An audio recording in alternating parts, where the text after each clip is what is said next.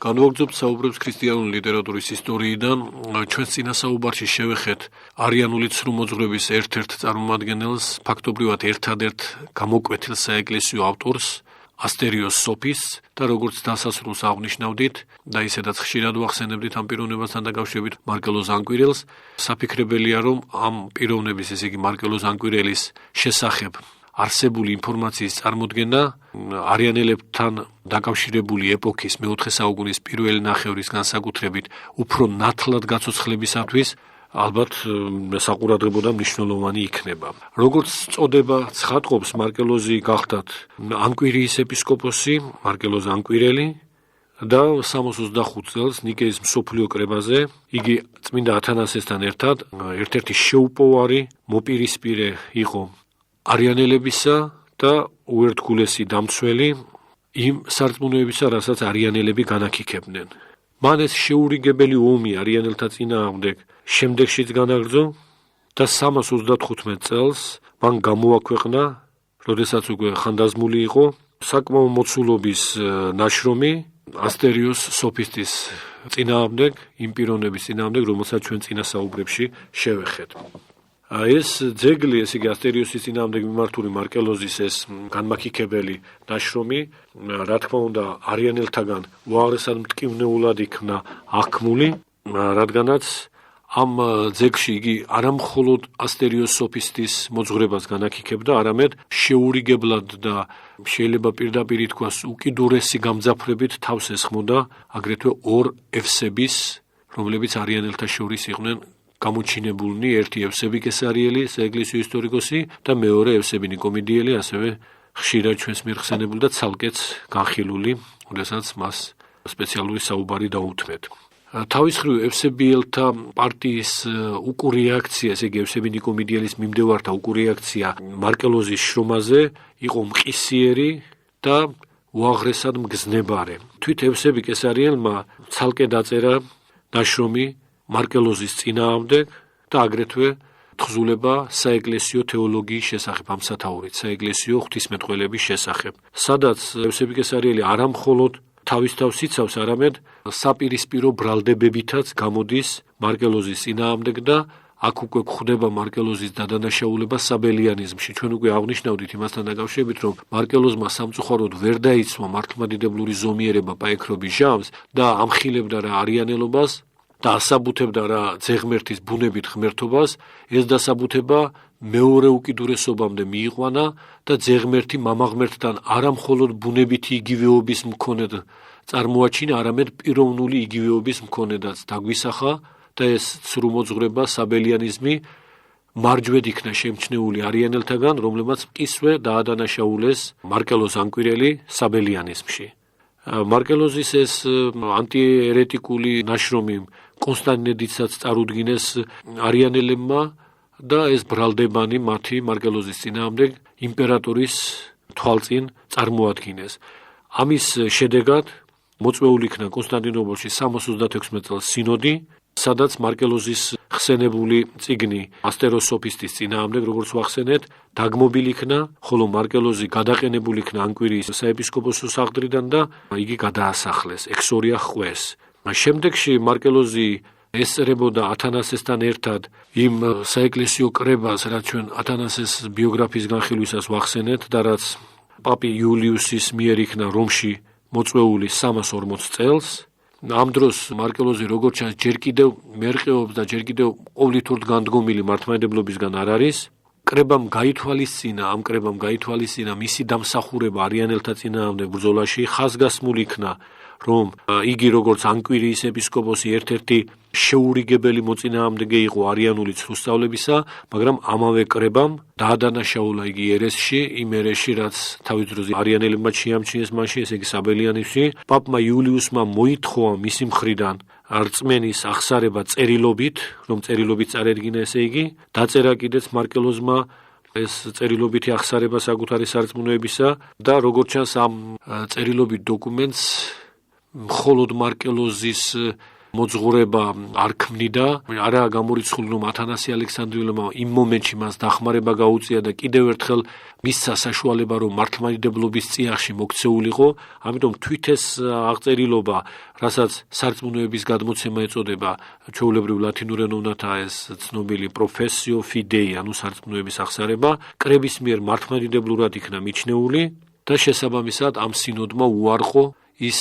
მსჯავრი, რაც კონსტანტინოპოლის კრებამ გამოიტანა 336 წელს, როგორც ვახსენეთ და რის საფუძველზეც მარკელოზი ანკვირიის ეპისკოპოსობიდან გადააყენეს. ამ კრების მიხედვით ეს სასჯელი გაუქმებულ იქნა. შემდგომში სარდიკის ცნობილ კრებაზე, რომელიც ჩვენ თავის დროზე დეტალურად განვიხილეთ, 353-354 წლებში გამართულ სარდიკის კრებაზე,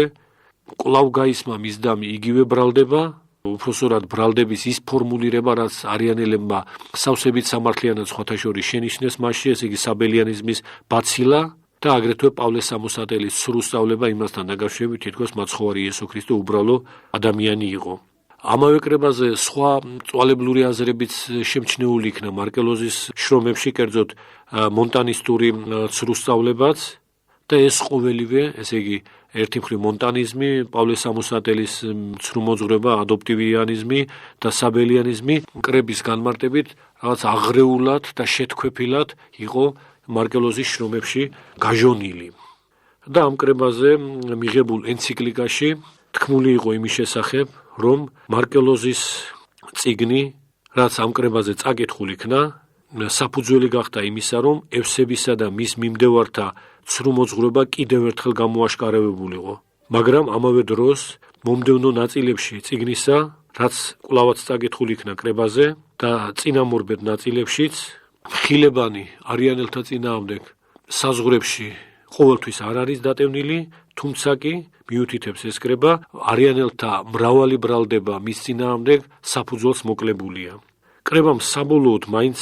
დადებითი დასკვნა გამოიტანა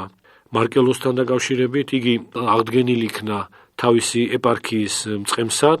რამაც სხვათა შორის დიდი მშფოთვარება გამოიწვია ანკვირიაში, ეს უწყებულია სოკრატესა და სოზომენეს ორი საეკლესიო ისტორიკოსის მიერ, ხოლო რამდენიმე წლის შემდეგ, 357 წელს, იგი კვლავ გადაყენებულ იქნა, გადასახლებულიც იქნა, ამ შემთხვევაში უკვე იმპერატორ კონსტანციუსის მიერ, ესე იგი იმპერატორის მიერ, კონსტანტინე დიდის შვილის მიერ, რომელიც არიანული ორიენტაციისა იყო, შემდგომი ბედი მისი ჩვენ არ ვიცით, მხოლოდ ცნობილია, რომ დაახლოებით 374 წელს უნდა გარდაცვლილიყო.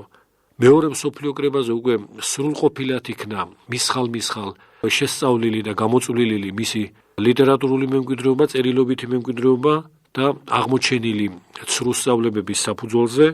ამ კრებაზე, ესე იგი კონსტანტინოპოლის მსოფლიო კრებაზე 391 წელს, იგი დაიგმო როგორც ერეტიკოსი. რაც შეეხება მარკელოზ ანკვირელის ნაშრომებს, ის წიგნი საკუთრივ, რომელიც მან ასტერიოზის წინააღმდეგ დაწერა და რამაც მას ყველაზე დიდი სახელგანთქმულობა შეძინა და ამავე დროს ყველაზე მეტი პრობლემები შეუქმნა, ესე იგი კვლავ აღნიშნავთ ასტერიოზისა და ორიევსების წინააღმდეგ, ზოგადად არიანელთა წინააღმდეგ მიმართული მისი შრომა, ჩვენამდე შემონახული არ გახლავთ, ჩვენ მისი სახელწოდებაც კი არ ვიცით, ზუსტად ესე იგი თუ რა ერქვა ამ შრომას, ჰილარიუს პუტავიელი ეხება ამ წიგნს და ასახელებს მას, მაგრამ სათაური მის მიერაც არ არის იმდაგვარად მოწოდებული, რომ ჩვენ ნამდვილ ტიტულად მივიჩნიოთ, ამიტომ რაიმე გარკვეულის თქმა ხსენებულ ძეგლზე დღეისათვის, ესე იგი ინფორმატიული თვალსაზრისით, ფაქტობრივად შეუძლებელია. ერთადერთი, რაც უფრო მეტად გაგვაცნობიერებინებს ამ ძეგლს, გახლავთ ის ციტირებანი ევსები კესარიელის ანტიმარკელიტურ ნაშრომში, რომ არის მოტანილი, სახელწოდებით მარკელოზის წინააღმდეგ და აგრეთვე მეორე შრომაში ზემოთ რომ ვახსენეთ საეკლესიო ღვთისმეტყველების შესახებ, დაახლოებით 127 ადგილია ამგვარი, 127 ციტირება. აგრეთვე ბოლო ხანებში გამოვლენილი იქნა სხვა ექსცერპტიც ამ წიგნისგან, რაც წმინდა ეპიფანე კვიპრელის ანტიერეტიკულ ნაშრომშია მოტანილი, კერძოდ იმ ნაწილში, სადაც ეპიფანე კვიპრელი უარყოფს და გმობს აკაკი კესარიელს, რომელიც ევსები კესარიელის მომდევნო ეპისკოპოსი იყო კესარიის სამღვდელმთავრო ტახტზე. აი ამ აკაკი კესარიელმაც დაწერა მარკელოზის წინააღმდეგ შრომა და აი ამ ნაშრომთან დაკავშირებით, ამ ნაშრომის განხილვასთან დაკავშირებით, ეპიფანე კვიპრელს მოაქვს ექსცერპტი თვით მარკელოზის ხსენებული ძეგლისგან. ეს ფრაგმენტები კარგახანია თავმოყრილია, პუბლიცირებულიცაა, დაინტერესებულ პირს შეუძლია ნახოს და უფრო სრულყოფილი წარმოდგენა შეიქმნას მარკელოზის პოზიციაზე ზოგადად არიანელთა მიმართ და ამავე დროს იმ გაუგუღმართებების მხრივაც, რაც მის ნაშრომებში განსაკუთრებით მეორე მსოფლიო კრებაზე შემჩნეულ იქნა. მიუხედავად იმ ფაქტისა, რომ ევსები კესარიელი, რა თქმა უნდა, მიკერძოებული მოწმეა, ესე იგი, ევსები მიუთითებს მარკელოზის შრომაზე პერიფრაზირებებს ახდენს და ალბათ ის მიკერძოებულია და ზოგან ამუქებს სიტუაციას, ალბათ ძნელად იქნება უარყოფილი ის ფაქტი, რომ ანკვირიის ხსენებული ეპისკოპოსი მარკელოზი მართლაც გადახრილი იყო საბელიანიზმისკენ, ამ დროისთვის უკვე ევსებისთვის. შემდეგში ეს სრულიად აშკარა გახდა, თუმცა სარდიკის კრებაზე მიღებული გამართლება მარკელოზისა ასევე, როგორც მკვლევართა მიერ ეს უეჭველად თვალნათლება ნაჩვენები მართებულია, რადგანაც სარდიკის კრებამ მარკელოზი გაამართლა კონკრეტულად ერთ ბრალდებასთან დაკავშირებით, მისდამი რომ ყველაზე ხშირად გამოითქმოდა არიანელთა მხრიდან. ეს ბრალდება არიანელთა მდგომარეობდა იმაში, რომ მარკელოზი ღვთის სიტყვას დაუსაბამოდ აღიარებდა. ეს არიანელთათვის შეცდომა იყო, მოგეხსენებათ, ისინი დასაბამიერად და ქმნილებად თვლიდნენ ღვთის სიტყვას. ამ პუნქტში თავისთავად ცხადია სარდიკის კრებამ დაასკვნა, რომ მარკელოზის მოძღვრება ჭეშმარიტება, ღვთის სიტყვა უთუოდ დაუსაბამოა, მაგრამ კრებას არ განუხილავს კონკრეტულად ის საკითხი, ჰიპოსტასური მიმართება, როგორია ძეღმერთისა და მამაღმერთისა. შესაძლოა საფიქრებელი ეს მართლაც ასე იყო, რომ ამ დროისათვის თვით მარკელოზსაც ბოლომდე ჩამოყალიბებული თავისი ცრუსწავლება არ ჰქონდა, ის ათანასეს გვერდით გარკვეულწილად ჯერ კიდევ ინარჩუნებდა მართლმადიდებლურ ხედვას, მაგრამ შემდეგ ეს გადახრა საბელიანიზმისკენ და როგორც თქმულია აგრეთვე პავლე სამოსატელის ცრუმოძღვრებისკენ, იმდენად გამკვეთრდა, რომ როგორც აღნიშნეთ, მეორე მსოფლიო კრებამ უყოყმანოდ განკვეთა იგი. და ეს უპირობო იყო, რადგანაც გარკვეულ ფრაგმენტებში, რაც დღეისათვის შემონახულია და რომლებზეც დაყრდნობითაც ჩვენ შეიძლება ვიმსჯელოთ, მარკელოზი პირდაპირ მიუთითებდა, რომ ძეღმერთი, რომელიც არ არის წარმოქმნილი, შესაბამისად არ არის ცალკე პიროვნებაც. და რომ თითქოს და მხოლოდ ღმერთკაცი ქრისტე არის პიროვნება. ანუ ღვთის ძალა და ღვთის სიბრძნე, რომელიც განკაცდა, განკაცებამდე პიროვნება არ იყო. დებულება, პირდაპირ შეიძლება ითქვას, არიანულ ცრუსწავლებაზე არანაკლებ შემზარავი, რა დებულებამდეც ბოლოს მივიდა მარკელოზი, უყოყმანოდ განსაკვეთია, კერძოდ ეს დებულება გახდათ ასეთი, რომ არ არსებობდა ძე ღვთისა განკაცებამდე. ესე იგი, აზრი და საუბარი იმასთან დაკავშირებითაა, რომ მამაღმერთში პოტენციურად არსებობდა სიბრძნე და ძალი განუყოფელი მისგან და შეუქმნელი და დაუსაბამო, მაგრამ არა ცალკე პიროვნება და თითქოს და ცალკე პიროვნულობა და იგივე ძეობა აი ამ მამაში იმანენტურად არსებულმა სიბრძნემ და ძალმა მაშინ შეიძინა თითქოს და მხოლოდ როდესაც იგი განკაცდა და ღმერთკაცი გახდა. მარკელოზის ის შრომა, რომელიც მან წერილობით წარმოადგინა პაპ იულიუსის მიერ გამართულ რომის კრებაზე, რასაც სარწმუნოების აღსარება ჰქვია, შემორჩენილი გახლავთ, ეპიფანე კვიპრელმა მთელი ეს ტექსტი შემოგვინახა ჩვენ, როგორც მარკელოზის მიმდევართა წინააღმდეგ დაწერილი მისი თავის, ესე იგი ეპიფანესგან დაწერილი შესაბამისი თავის შესავალი ნაწილი. ეს კერძოდ არის 72 ერესის მეორე-მესამე მუხლი.